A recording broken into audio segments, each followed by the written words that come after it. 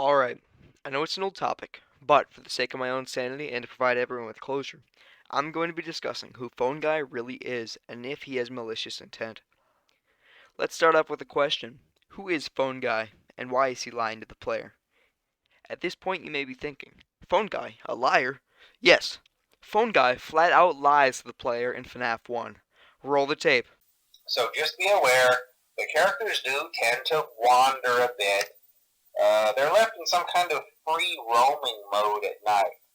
Something about their servos locking up if they get turned off for too long. They used to be allowed to walk around during the day too, but then there was the bite of 87. Yeah, it's amazing that the human body can live without the frontal lobe, you know? Now, concerning your safety, the only real risk to you as a night watchman here, if any, is the fact that these characters, if they happen to see you after hours, probably won't recognize you as a person. They'll most likely see you as a metal endoskeleton without its costume on. Now, since that's against the rules here at Freddy Fazbear's Pizza, they'll probably try to forcefully stuff you inside a Freddy Fazbear suit. Either Phone Guy is lying or there's something else in play here because this information is false. The withered animatronics we see in FNAF 2 were redesigned and put back on stage after the bite. Why did the creators retain their original programming? Reprogramming the animatronics, while a difficult task, would have been of huge legal benefit to the company. I don't believe Henry and William would have had just not reprogrammed them. I know there's some possession in play here, but the point I'm trying to make is that Phone Guy was very unsettled by the animatronics acting up in FNAF 2 and seemed to have more knowledge than he does in FNAF 1. Something isn't right. Who is the Phone Guy? Unfortunately, the explanation is not so simple. Phone Guy in FNAF 1 seemed to have little knowledge of the actual events that took place in FNAF 2, begging the question of if the Phone Guy in the two games are the same person. Let's look at the differential analysis here, starting with similarities. In FNAF 2, Phone Guy says that he'll be taking the night shift when Freddy Fazbear's reopens. In FNAF 1, Phone Guy states that he worked in the security office before you. This seems to say that Phone Guy is the same person in both, but let's keep going. They have the same voice, but Phone Guy in FNAF 2 seems to have higher knowledge, and FNAF 1, Phone Guy is able to refer to the bite of 87 jokingly when he should have lived through it, probably scarring him and making him afraid of the animatronics. There are a few similarities, but the differences are too large to overlook. All the confusion made it hard to wrap my own head around, let alone try to explain to you guys. However, I believe that I have yet another bulletproof theory on the true identity of Phone Guy. Many believe that Jeremy Fitzgerald was the victim of the bite of 87, hence why Fritz Smith, Michael Afton, guards on night 7.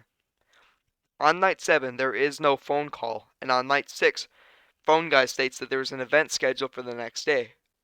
Phone Guy is presumably another security guard giving tips to Jeremy, who is new. Perhaps Jeremy wasn't the only security guard on duty the day of the bite. The strange behavior of the animatronics would actually call for extra security, so it is possible that Phone Guy was actually the recipient of the bite. Phone Guy got bitten in the bite of 87. Jeremy, after witnessing the bite, quit on the spot and walked out. That is why Fritz had to come in for night 7, not because Jeremy got bitten, but because he quit.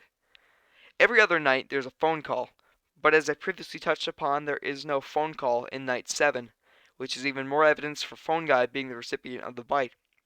According to the Phone Guy in FNAF 1, the victim survived, so if we assume that Phone Guy was bitten, that means that he survived. Duh, right? But how would he just forget that he was bitten and his personality changed so drastically between the two games? It's all in the science. You see, according to the National Institutes of Health, the frontal lobe contributes to memory formation and storage. It also determines a person's personality, which would explain both Phone Guy not remembering and his personality change from being very uptight to being very lax and careless. It is possible that none other than William Afton attempted to brainwash the Phone Guy in this vulnerable state, and he formed alternative memories. This would not be unusual of William, seeing that he did similar experience on Michael in FNAF 4. William loves a good experiment, and it is possible that he documented his results somewhere, intending to use his newfound knowledge for something diabolical. This theory explains everything.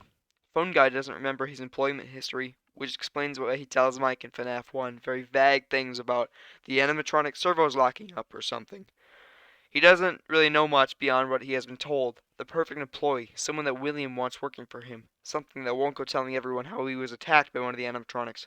There was no lawsuit either, so it would have had to been an employee because of the liabilities waivers mentioned in the games about how Freddy Fazbear's is not responsible for injury/dismemberment as seen in the FNAF 1 ad. Fazbear Entertainment is not responsible for damage to property or person. Upon discovering that damage or death have occurred, a missing person report will be filed within 90 days or as soon as property and premises have been thoroughly cleaned and bleached and the carpets have been replaced. Blah, blah, blah. This was a shorter video since it was just a base theory, and there could be a part 2 for this video if you guys want it. But I didn't want to bore you with a bunch of in-depth things crammed into one video, so I'll be able to explain things more in-depth in the next video, such as my theory on whether Phone Guy is actually Golden Freddy. There's a lot to unpack here, so I might have to make a part 2 if there's a lot of questions in the comment sections, but if you do have questions or concerns in the comment section, please post them below. Make sure to like and subscribe. Stay tuned.